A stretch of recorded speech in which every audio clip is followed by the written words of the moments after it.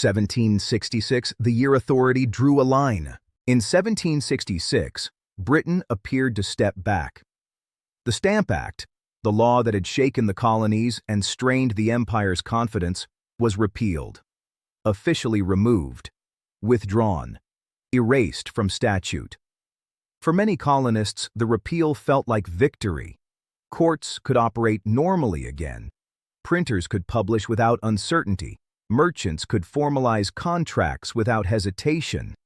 Daily life resumed with a sense of relief that bordered on celebration. In ports and towns across the colonies, public expressions of gratitude followed. Bells rang, toasts were made. Loyal addresses were drafted praising Parliament's wisdom and the King's benevolence. The crisis, many believed, had been resolved.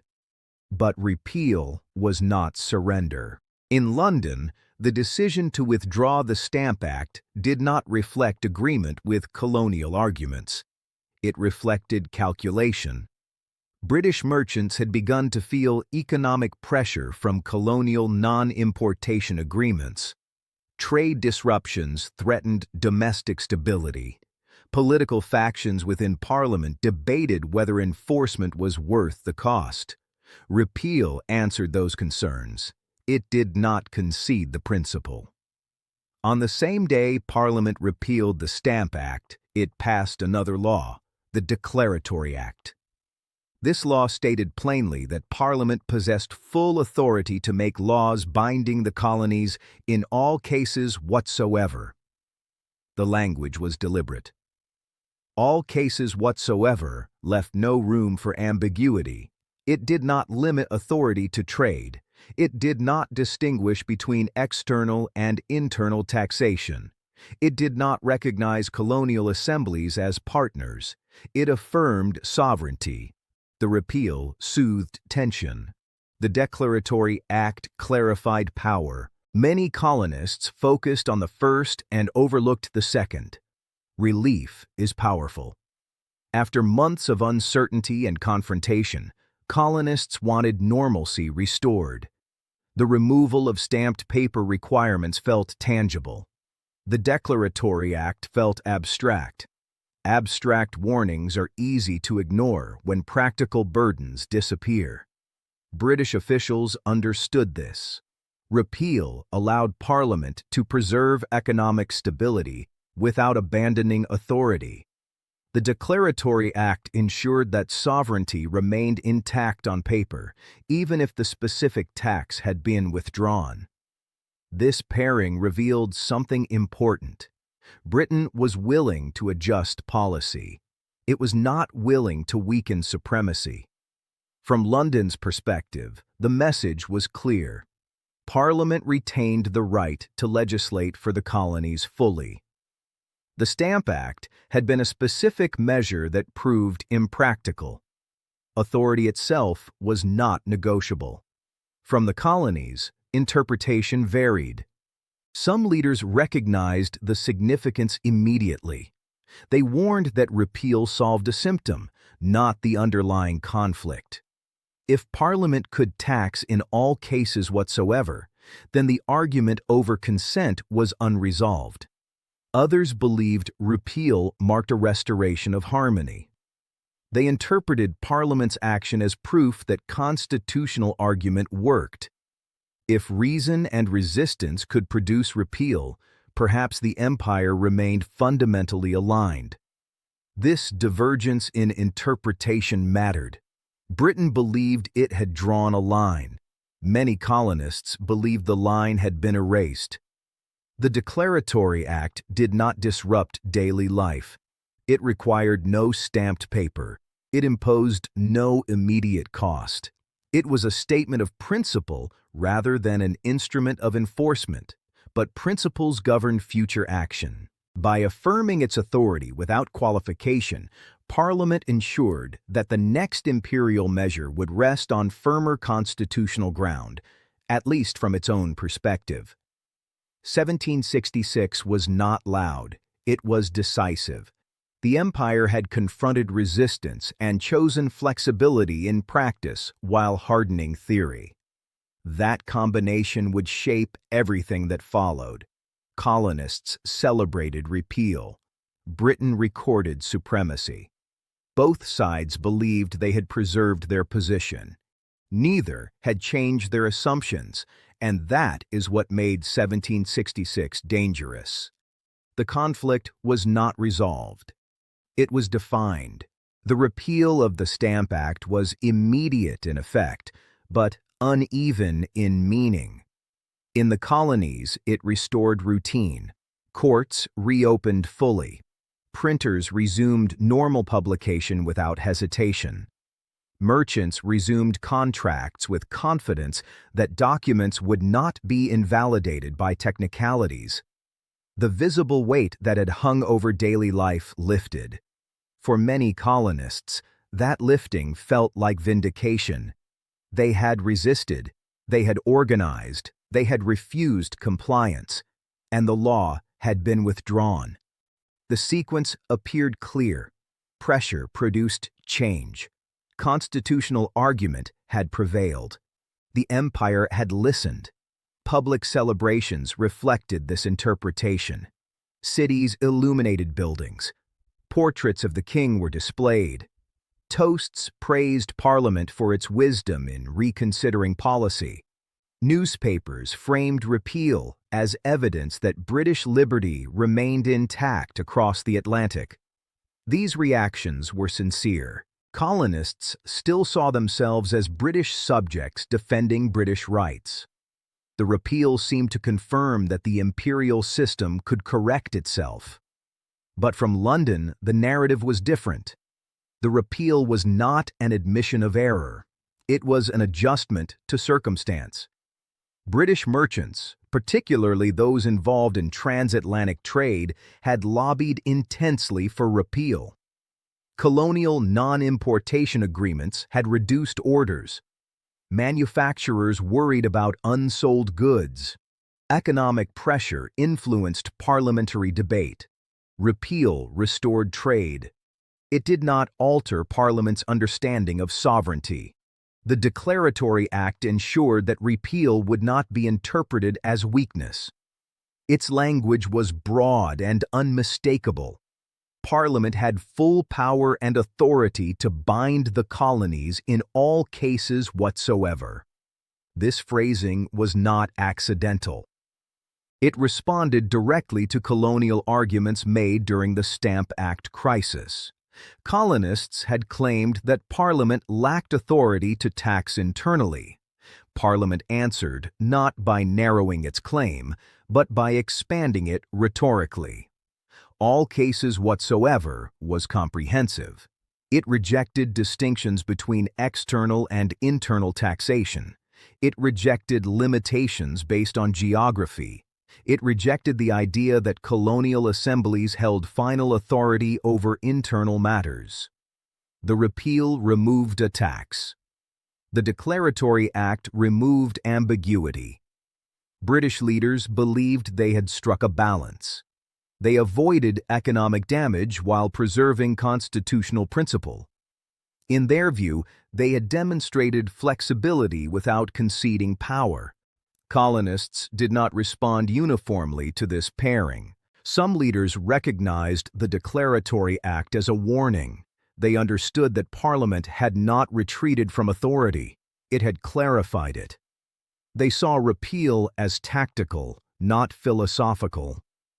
To them, the fundamental disagreement over consent remained unresolved. Others dismissed the Declaratory Act as symbolic. Because it imposed no immediate burden, it seemed less urgent. Colonists had lived under assertions of parliamentary supremacy before without direct interference in daily life. If Parliament did not exercise the authority it claimed, the claim itself felt distant. This divergence revealed a deeper problem. Britain and the colonies were no longer interpreting events through the same framework. Britain believed it had affirmed supremacy while restoring order. Many colonists believed they had defended rights while preserving harmony. Both interpretations could coexist temporarily. They could not coexist indefinitely. The repeal also introduced a new expectation into colonial politics. If resistance could overturn the Stamp Act, what else might coordinated action influence? Colonists had discovered leverage. They had tested unity. They had seen that imperial policy was not immovable. This discovery altered political imagination. At the same time, Britain had learned its own lesson. It had seen that enforcement without local legitimacy was costly. It had seen that colonial cooperation could not be assumed. But rather than weakening its claim to authority, Parliament responded by articulating that claim more forcefully. Each side hardened its understanding. Colonists gained confidence in resistance. Britain reinforced its sovereignty in principle. This mutual reinforcement increased the likelihood of future confrontation. In 1766, this tension was easy to overlook. Celebrations overshadowed warnings. Trade recovery softened debate. Political leaders who urged caution found limited audience. Relief muted suspicion. But the structural conflict had not disappeared. It had been reframed. The Stamp Act crisis had tested enforcement. The Declaratory Act prepared for the future. It ensured that the next assertion of authority would not be constitutionally tentative. Britain had drawn a line in theory. The colonies had crossed one in practice. Neither side acknowledged this openly. But the line existed, and once drawn, it shapes every step that follows. In the colonies, repeal felt decisive. It was visible. It was tangible. It removed a burden people had experienced directly. The stamped paper that had symbolized intrusion was no longer required. The immediate tension that had shaped courts, print shops, and public meetings dissolved. Celebration followed naturally. Public gatherings expressed loyalty to the Crown. Speeches praised Parliament's wisdom. Resolutions framed repeal as proof that the imperial constitution worked when properly understood. The crisis, many believed, had demonstrated that rights could be defended within the empire without destroying it. This belief carried comfort. Colonists had resisted a law and remained British. They had challenged Parliament and avoided rupture. The episode seemed to confirm that the imperial structure, though strained, was still flexible enough to preserve harmony. But celebration contained a misreading. It assumed that Britain's retreat on policy reflected agreement on principle. In reality, Britain had retreated on application, not authority. The Declaratory Act stood alongside repeal as a deliberate counterweight. Its language did not soften Parliament's claim. It strengthened it. By asserting authority in all cases whatsoever, Parliament clarified that the debate over consent had not persuaded it. This difference in interpretation widened quietly.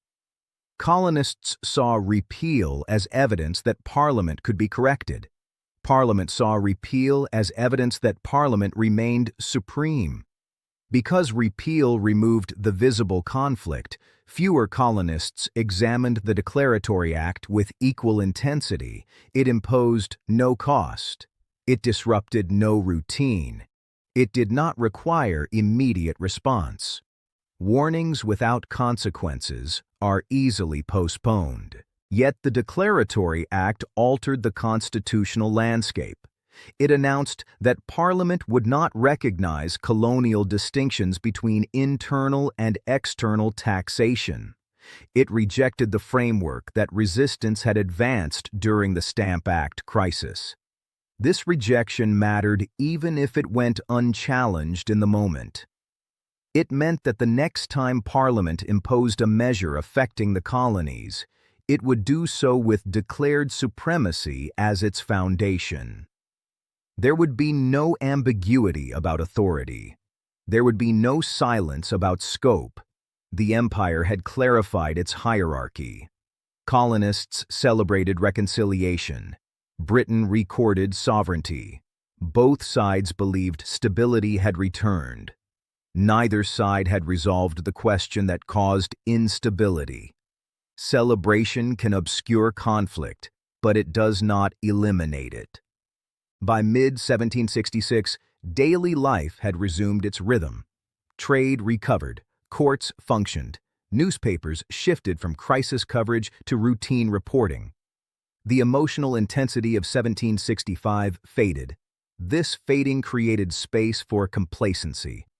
Colonists who had urged caution during resistance now pointed to repeal as validation of moderation.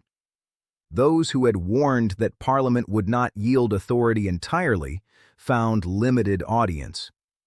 The immediate danger appeared past, but the structural warning remained. The Declaratory Act was not decorative, it was anticipatory. It ensured that Britain's retreat would not be mistaken for weakness inside Parliament, even if it was interpreted differently across the Atlantic. This divergence created a fragile peace. It was peace built not on agreement, but on pause. And pauses in political conflict often prepare the ground for sharper confrontation later. 1766 did not explode. It settled. But settlement without resolution has its own consequences. It teaches both sides lessons they will carry forward. Colonists learned that resistance could compel repeal. Britain learned that authority must be asserted explicitly to prevent erosion. Those lessons would not disappear when celebration ended. They would resurface when the next measure arrived. And it would arrive. Within Parliament, repeal did not signal retreat from empire. It triggered debate about preservation. Some members argued that the Stamp Act had been introduced too abruptly. Others believed enforcement had been mishandled. But few conceded that Parliament lacked the authority to impose it in the first place. The central concern was not whether Parliament had the right. It was how best to exercise that right without provoking instability. The Declaratory Act reflected this mindset. It was not framed as a new expansion of power. It was presented as clarification of existing power. Parliament had always possessed authority over the colonies. The crisis of 1765 had merely revealed the need to state it clearly. This clarification hardened position rather than softened it. By declaring supremacy in all cases whatsoever, Parliament eliminated the constitutional argument colonists had advanced. There would be no recognition of internal limits, no acknowledgement that colonial assemblies held final authority over taxation. The imperial structure was reaffirmed in theory, even as it flexed in practice. This dual movement, flexibility in law, rigidity in principle, created a more defined confrontation for the future. If Parliament chose again to raise revenue from the colonies, it would do so under an explicit declaration of sovereignty. If the colonies resisted again, they would do so against a clearly stated claim. Ambiguity, which had allowed both sides to interpret authority in compatible ways for decades, was shrinking. Parliament's hardened position also reflected fear. Officials worried that yielding too easily would encourage further colonial demands.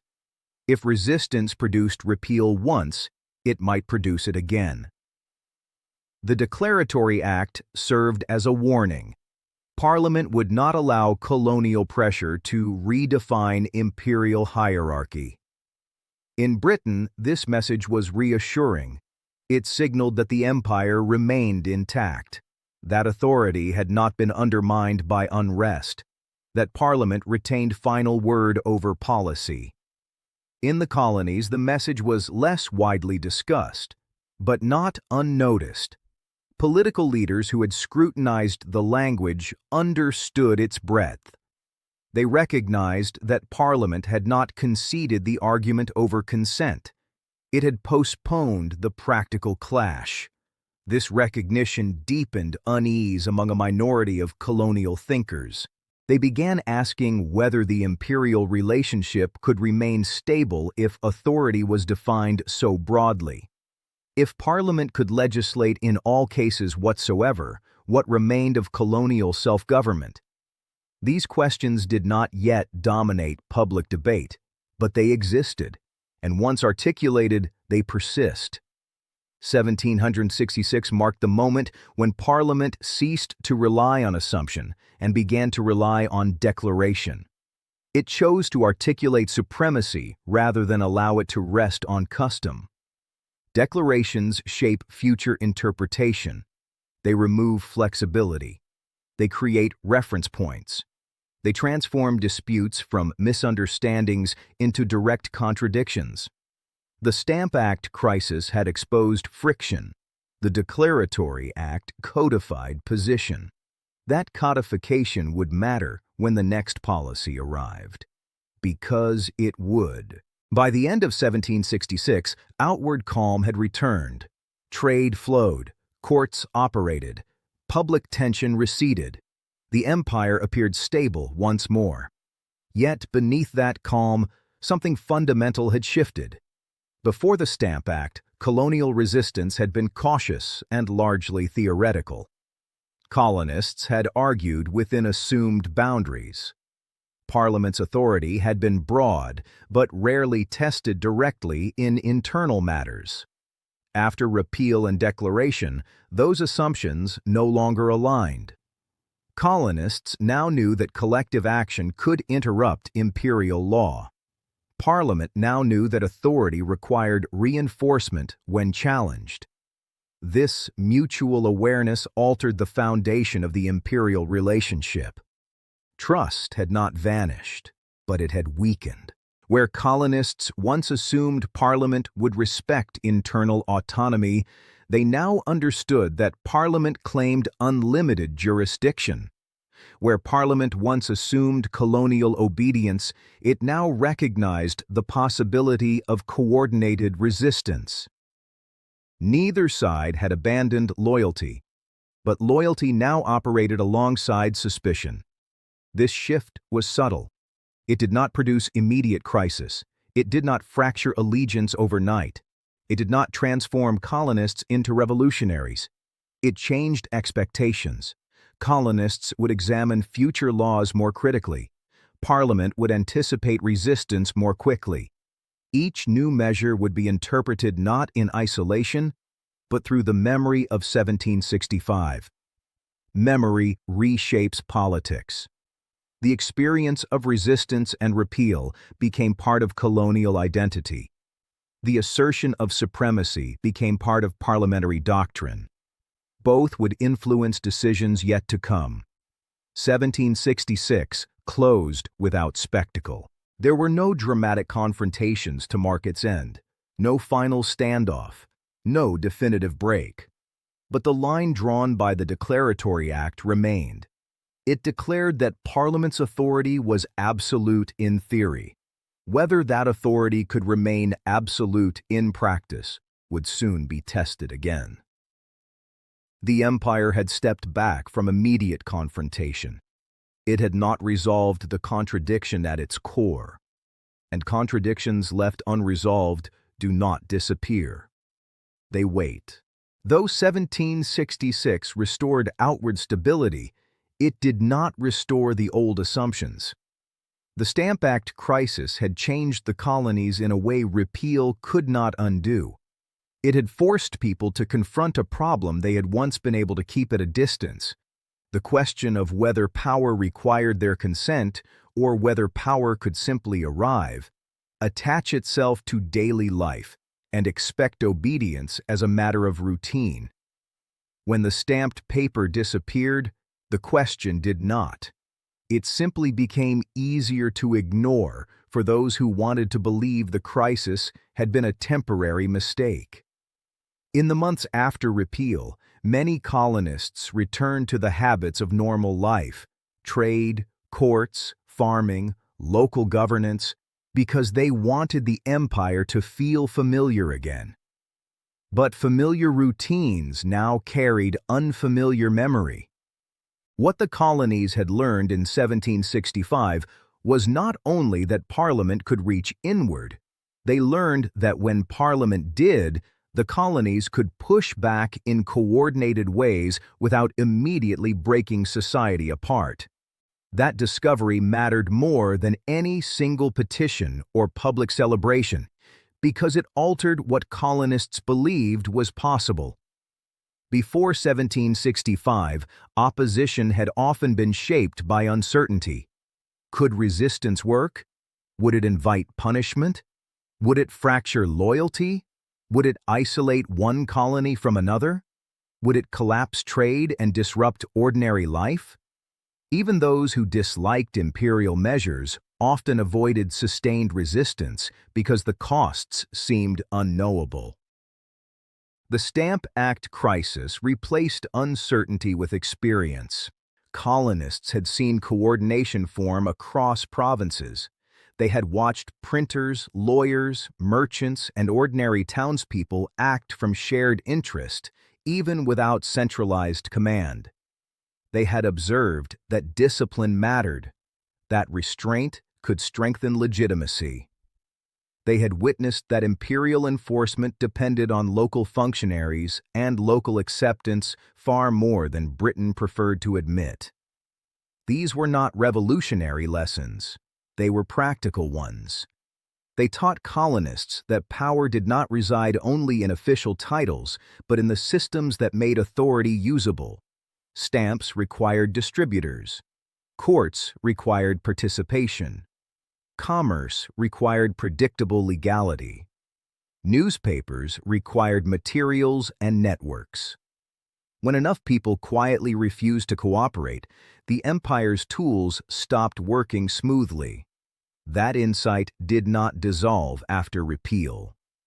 It settled into political memory like a new kind of knowledge that could be recalled the next time Parliament tested the boundary again. And in 1766, colonists began the work of organizing that memory into language. Public celebration after repeal often spoke of loyalty. The king was praised. Parliament was thanked for wisdom. Many colonists framed the outcome as proof that British liberty could still correct itself. This was not propaganda. It was genuine belief. People wanted to think that the empire's constitutional order had held. But beneath that desire for harmony, writers and leaders began to sharpen the meaning of what had happened. They revisited the arguments that had been made during the crisis about representation, consent, rights, and the difference between trade regulation and internal taxation. They refined these arguments, making them clearer and more repeatable. They translated abstract principles into language that could travel through newspapers, sermons, and public meetings without losing force. This refinement mattered because it created continuity. The moment of resistance in 1765 could have faded into a story told only by those who lived through it, remembered differently in each colony. Instead, it became a shared reference point. People could now point to a recent year and say, "We resisted, we held together, the law was withdrawn, and the empire did not collapse." That story became a tool, not a weapon, not yet, but a tool of expectation. It changed how colonists evaluated future policy. The next time Parliament proposed a measure that felt intrusive, colonists would not ask first whether resistance was possible. They would ask what form of resistance would be most effective, most legitimate, and most sustainable. In other words, the colonies had moved from improvisation to preparation. This was a significant political evolution. It did not require secret meetings or radical slogans. It required only that people remember the last crisis accurately enough to apply its lessons. The process was slow, quiet, and deeply consequential. Meanwhile, the Declaratory Act sat in the background like a shadow. Even though repeal removed the stamped paper, Parliament's declaration of supremacy remained in force. It stated that Parliament could bind the colonies in all cases whatsoever. This was not merely rhetorical. It was a deliberate statement that the argument colonists believed they had won, limits on Parliament's internal authority, had not been accepted in London. Some colonial leaders recognized what this meant immediately. They understood that repeal did not represent agreement. It represented tactical adjustment. They warned that the underlying conflict over authority remained unresolved and that the Declaratory Act ensured it would return. Others treated the Declaratory Act as background noise because it imposed no immediate burden. For people exhausted by crisis, a law that did not change daily life felt less urgent than one that did. It was easier to focus on the removal of the stamp requirement than on the meaning of a supremacy declaration. This difference in attention created a new kind of vulnerability. A society that celebrates the removal of pressure while ignoring the framework that justifies future pressure sets itself up for surprise. Even if a few leaders warn of what the Declaratory Act implies, they may not be heard until Parliament acts again. And Parliament would act again. But within 1766, that future action was not yet visible as an event. It was visible as a posture. Colonists could feel that Britain had not conceded. The Declaratory Act made that explicit. The empire had drawn a line in principle, even as it stepped back in practice. That combination created an uneasy reality. The colonies had proven resistance could work, but Britain had proven it would not surrender authority. This mutual recognition shaped colonial thought in subtle ways. It strengthened the belief that unity mattered, because unity had been the key to effective resistance. It strengthened the belief that restraint mattered, because restraint preserved legitimacy and limited Britain's ability to justify force. It strengthened the belief that argument mattered, because constitutional language allowed opposition to remain loyal in posture, even when it was defiant in effect. But it also introduced a harder question. If Parliament claimed unlimited authority, and if the colonies believed their consent was necessary for legitimacy, how could the two coexist long-term? Repeal had postponed the collision. It had not resolved it.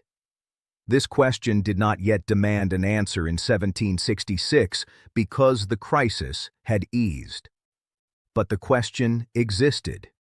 And questions of legitimacy do not fade simply because routines return. By the latter half of 1766, the colonies were not in revolt. They were in a new state of awareness. They had learned that imperial authority could intrude into daily life. They had learned that resistance could interrupt policy. They had learned that Parliament would retreat when forced, but would declare supremacy to preserve principle. These lessons did not produce immediate rupture. They produced readiness. And readiness changes everything, because it means the next shock will not be met with disbelief or confusion. It will be met with memory, strategy, and expectation. 1766 was calm on the surface. But beneath that calm, the colonies had become a population that now knew what leverage felt like. Once a society learns that, it never returns fully to the innocence of assumed obedience. If the colonies were remembering, Parliament was recalculating. The repeal of the Stamp Act did not end debate within Britain. It redirected it. Members of Parliament did not ask whether authority existed. They asked how authority could be exercised without producing the same level of coordinated disruption again. The Stamp Act crisis had been unsettling for reasons that extended beyond lost revenue. It had exposed a weakness in imperial assumption. Parliament had passed a law believing compliance would follow as a matter of course. Instead, enforcement had faltered not because Britain lacked power on paper, but because it lacked reliable cooperation in practice. That distinction mattered deeply in London. An empire could not function on legislation alone. It required local administrators, merchants, judges, printers, and citizens who would treat law as binding. The Stamp Act revealed that when legitimacy was questioned, even modest measures could become unstable. Parliament therefore entered 1766 not in retreat, but in review. Reports from colonial governors were studied closely. Letters from merchants described trade disruption during the crisis. Political factions debated what lessons should be drawn. Some argued that Parliament had moved too aggressively and too visibly into colonial internal affairs. Others argued that enforcement had been insufficiently firm from the beginning. What united these perspectives was not doubt about sovereignty. It was concern about method. Britain's financial burdens had not disappeared with repeal. The national debt remained heavy. Military presence in North America continued to require funding. Administrative costs did not vanish simply because one law proved controversial. The imperial problem of revenue remained unsolved. The question, then, was not whether Parliament would act again. It was how. The Declaratory Act provided constitutional reinforcement. It ensured that future policy would not appear to concede colonial argument. By stating clearly that Parliament had authority in all cases whatsoever, Britain fortified its theoretical foundation before attempting further practical measures. This sequence was deliberate. Parliament would not allow repeal to be interpreted as weakness inside its own political system. The supremacy of Parliament was a core principle of British governance. To abandon that principle in response to colonial protest would have implications far beyond America. Thus, while the colonies celebrated, Parliament stabilized its doctrine. But stabilization of doctrine did not solve the tactical dilemma. If direct internal taxation provoked coordinated resistance, might alternative approaches achieve revenue without igniting similar reaction? If enforcement depended on cooperation, could cooperation be structured more carefully? If colonial unity had formed around visible intrusion, might future measures be designed to appear less intrusive while still reinforcing authority? These were not abstract musings. They were practical calculations. Parliament was not a monolith. It contained factions with competing visions of empire. Some members favored accommodation and commercial stability. Others favored firm assertion and feared that concession would embolden colonial assemblies. The experience of 1765 gave both sides evidence to support their concerns. Those who favored caution could point to economic disruption and political backlash. Those who favored firmness could point to the Declaratory Act as proof that authority must be defended openly. The result was not paralysis. It was vigilance. British leaders began paying closer attention to colonial political culture. They observed how quickly newspapers spread argument across provinces. They noted how merchants leveraged non-importation agreements to create pressure at home. They recognized that colonial assemblies could coordinate indirectly even without formal union. This awareness marked a subtle shift. Before the Stamp Act crisis, the colonies had often been viewed as peripheral, important economically but politically manageable. After 1765, they were understood as politically active communities capable of shaping imperial debate. That understanding did not soften British resolve. It sharpened it. An empire that acknowledges political activity in its periphery must either integrate it or contain it. Parliament chose containment through clarity of authority. But clarity of authority did not guarantee clarity of enforcement. Throughout 1766, British officials watched for signs of renewed unrest. They monitored economic indicators. They assessed whether repeal had restored confidence. They considered how colonial leaders framed the outcome. The empire was measuring response. This measuring carried an implicit conclusion. The colonies had proven capable of organized resistance. Therefore, future policy must anticipate that capability. In other words, Britain was learning, not that the colonies were right, but that the colonies were no longer politically passive. Learning does not always produce moderation. Sometimes it produces more calculated assertion.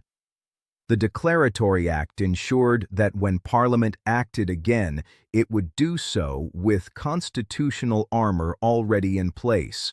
There would be no uncertainty about its claimed authority. Any challenge would be framed not as debate, but as defiance of declared supremacy. This reframing raised stakes. Under the Stamp Act, colonists could argue that Parliament had misapplied its authority. Under the Declaratory Act, future measures would rest on explicit sovereignty. Opposition would therefore challenge not just policy, but Parliament's stated right to govern. Parliament understood this risk, but it believed that allowing colonial resistance to redefine sovereignty would be far more dangerous. Thus, 1766 in Britain was not a year of retreat. It was a year of recalibration. Authority would not be abandoned. It would be reasserted more strategically. Colonists believed repeal signaled responsiveness. Parliament believed repeal preserved flexibility without surrender. Both interpretations could coexist only until the next measure arrived. And by the end of 1766, the next measure was not yet public, but it was increasingly imaginable. The empire had learned that resistance could interrupt enforcement. It had not learned that authority should be limited. Those are not the same lesson, and the difference would matter soon. By the latter half of 1766, the empire appeared steady again. The crisis that had defined the previous year no longer dominated conversation. Ships entered and left colonial harbors without unusual delay. Courtrooms resumed predictable schedules. Merchants finalized contracts without questioning whether documents would be recognized. Newspapers filled their columns with routine affairs. This return to normalcy was real. It was also fragile, because the underlying disagreement that had produced the crisis had not been resolved. Stability rested on a pause rather than agreement. The removal of the Stamp Act eliminated a visible source of tension, but it did not reconcile the competing understandings of authority that had been exposed. For many colonists, the calm felt earned. They believed that constitutional argument and disciplined resistance had preserved liberty within the empire. They did not see themselves as having rejected British identity. Instead, they believed they had defended it.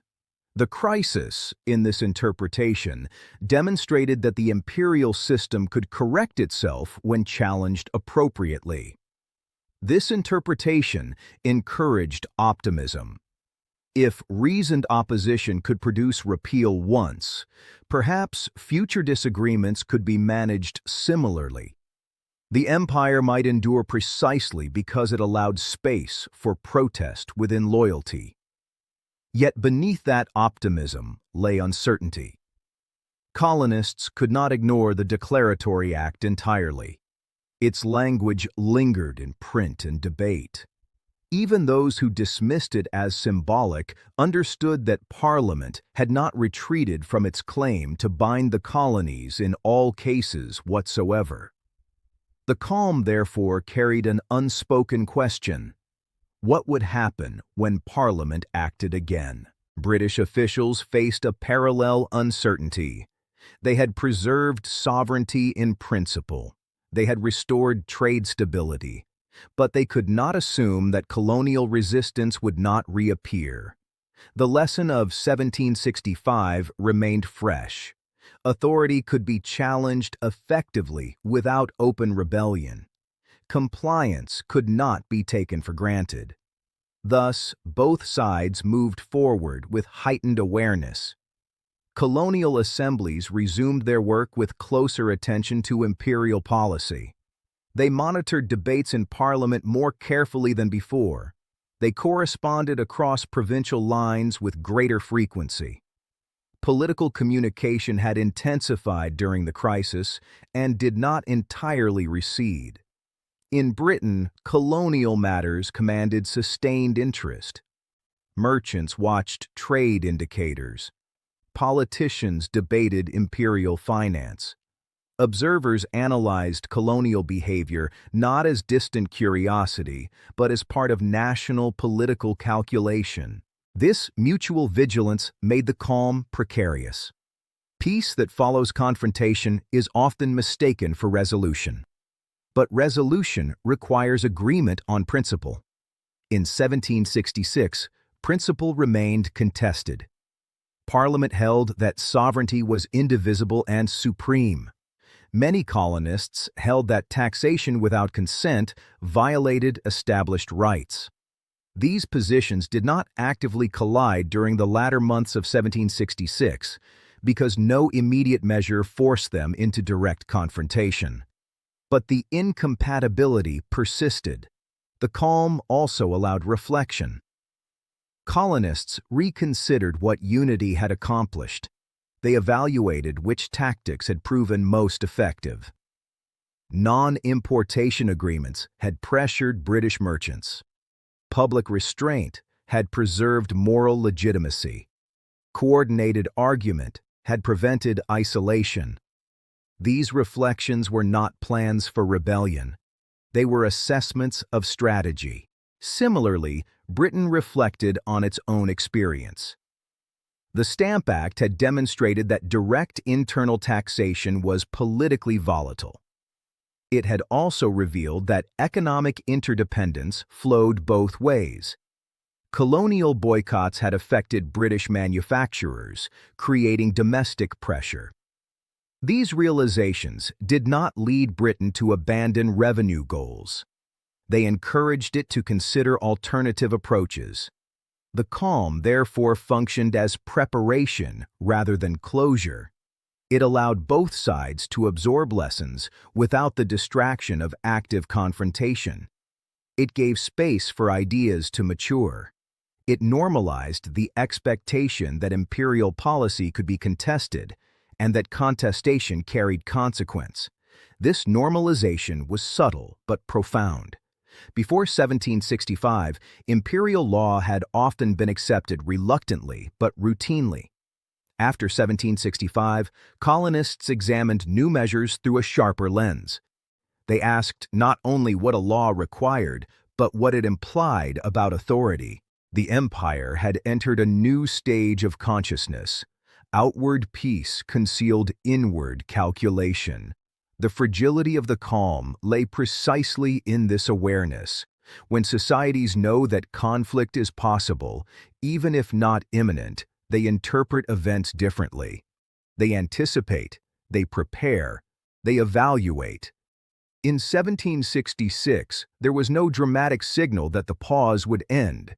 But the structural conditions that produced crisis had not been dismantled. Parliament retained its declared supremacy. Colonists retained their sharpened sense of rights. These positions would not dissolve through routine commerce or restored court sessions. They would persist. The calm of 1766 was therefore not the calm of reconciliation. It was the calm of tension deferred, and deferred tension accumulates. By year's end, the empire looked intact, but it felt different. It felt watched. On both sides of the Atlantic, the events of 1766 clarified a reality that had long existed but rarely been confronted directly. Britain and the American colonies operated from different foundations. For decades, this difference had been softened by distance and habit. Imperial trade regulations were tolerated. Colonial assemblies governed internal affairs. Parliament assumed sovereignty. Colonists assumed autonomy in practice. The system functioned because neither side pressed its interpretation to the limit. The Stamp Act pressed it. Repeal postponed the collision. The Declaratory Act ensured the collision remained possible. In Britain, sovereignty was understood as indivisible. Parliament represented the nation and, by extension, the empire. Authority flowed outward from that center. Colonial institutions existed within that structure. They exercised delegated power, not independent authority. To British political thought, this hierarchy was not oppressive. It was constitutional order. In the colonies, authority felt layered. Local assemblies levied taxes. They regulated internal matters. They addressed local grievances. They operated not as extensions of Parliament, but as representative bodies accountable to colonial populations. While colonists recognized imperial oversight in matters of trade and defense, they did not experience Parliament as the daily source of governance. These differing experiences shaped political belief. When Parliament asserted the right to tax internally, it acted consistently with its own understanding of sovereignty. When colonists rejected that taxation without representation was legitimate, they acted consistently with their understanding of consent. Both sides believed they were defending constitutional principle. This symmetry made conflict harder to resolve. The crisis of 1765 had revealed that the two frameworks could not fully overlap. If Parliament claimed authority in all cases whatsoever, then colonial assemblies did not possess final authority over internal taxation. If colonial consent was required for legitimacy, then Parliament's unlimited claim could not stand unchallenged. In 1766, this contradiction remained unresolved but clarified. The Declaratory Act did not create new power. It announced that Britain would not accept limits imposed by colonial interpretation. The colonies did not formally reject the Declaratory Act in that year, but neither did they internalize its logic. Instead, both foundations persisted side by side. This coexistence was unstable. Political systems can tolerate ambiguity for long periods when practical friction is low. But once friction exposes contradiction, clarity hardens positions. The events of 1765 had forced both sides to articulate principles that had previously been assumed. Parliament articulated supremacy. Colonists articulated consent. Neither articulation erased the other. Thus, the empire in 1766 was unified in structure but divided in philosophy. This division did not produce immediate rebellion. It produced heightened scrutiny. Future legislation would no longer be interpreted simply as administrative adjustment.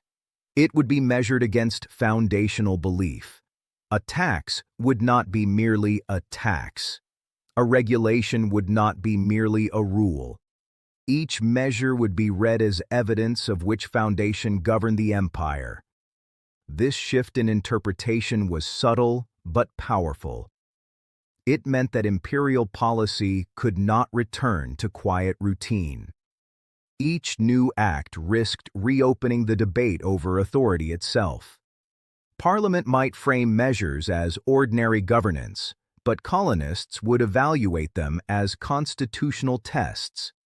The foundations had separated conceptually, even if the empire remained intact physically. In Britain, few believed this divergence threatened imperial survival. Supremacy had been declared.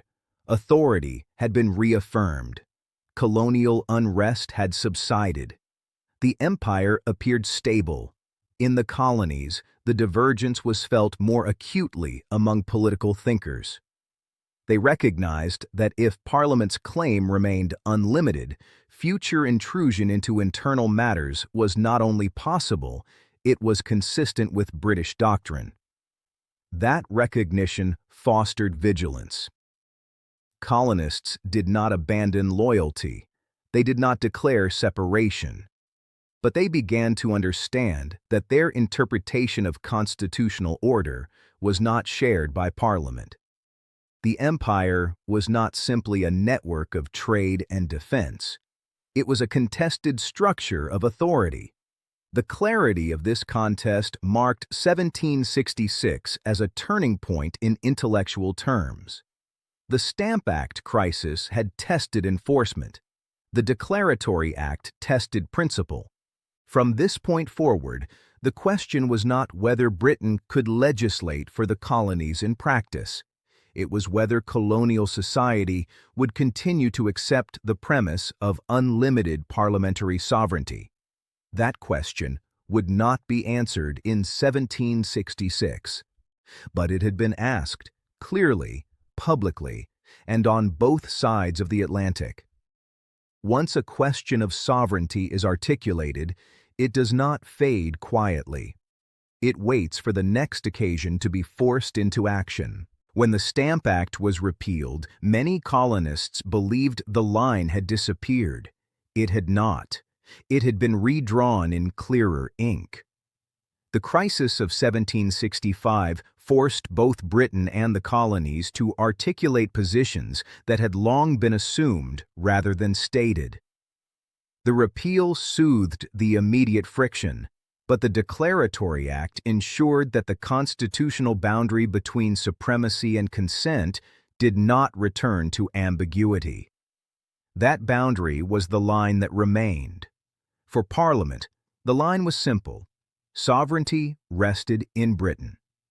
Colonial assemblies derived authority, but did not originate it. Imperial legislation applied wherever Parliament determined it should apply. No colonial interpretation could override parliamentary supremacy. The Declaratory Act was not subtle about this claim. It did not hedge its language. It did not narrow its scope. It did not attempt to reconcile colonial objections by introducing compromise. Instead, it declared authority fully and without qualification. This clarity was meant to stabilize the empire. But clarity can also solidify division. For many colonists, the line was drawn differently. They believed that representation defined legitimacy, that taxation without direct consent violated established rights, that internal governance belonged properly to colonial assemblies, even if Parliament regulated imperial trade and defense. When Parliament asserted unlimited authority, colonists did not necessarily reject it outright in 1766, but they did not accept it internally either. They placed it alongside their own understanding of constitutional order, and the two did not align. Thus, the line did not separate Britain from the colonies geographically. It separated interpretation from interpretation. This separation was quiet but profound.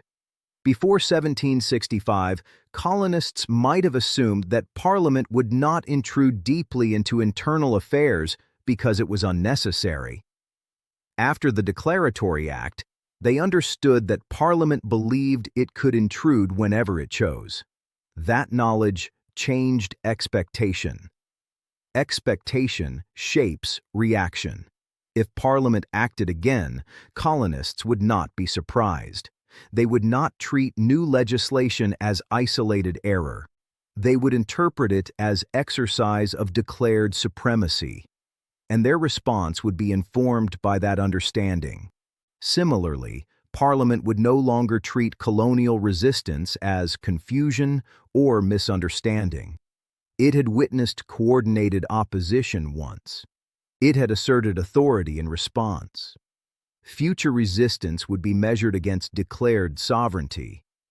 The line that remained therefore functioned as a warning to both sides. To Britain, it signaled that retreat on policy did not require retreat on principle. To the colonies, it signaled that policy could return in altered form at any time. Warnings do not immediately produce action. They create readiness. By the end of 1766, readiness existed on both sides of the Atlantic. Colonists were ready to scrutinize new measures carefully. Parliament was ready to defend its authority more deliberately. The empire remained intact, but its unity was now conditional. Conditional unity is different from assumed unity. It depends on restraint and calculation rather than shared interpretation. It can endure, but it cannot absorb unlimited strain. The Declaratory Act ensured that strain would not be avoided indefinitely. Because once authority is declared without limit, the question becomes not whether it exists, but when it will be exercised. And once colonists know that authority may be exercised at any moment, their vigilance becomes permanent. 1766 ended without confrontation, but it did not end without definition. The line had been drawn clearly enough that the next measure would not be mistaken for accident. It would be recognized as decision, and decisions, once recognized as such, demand response. End of the year, 1766.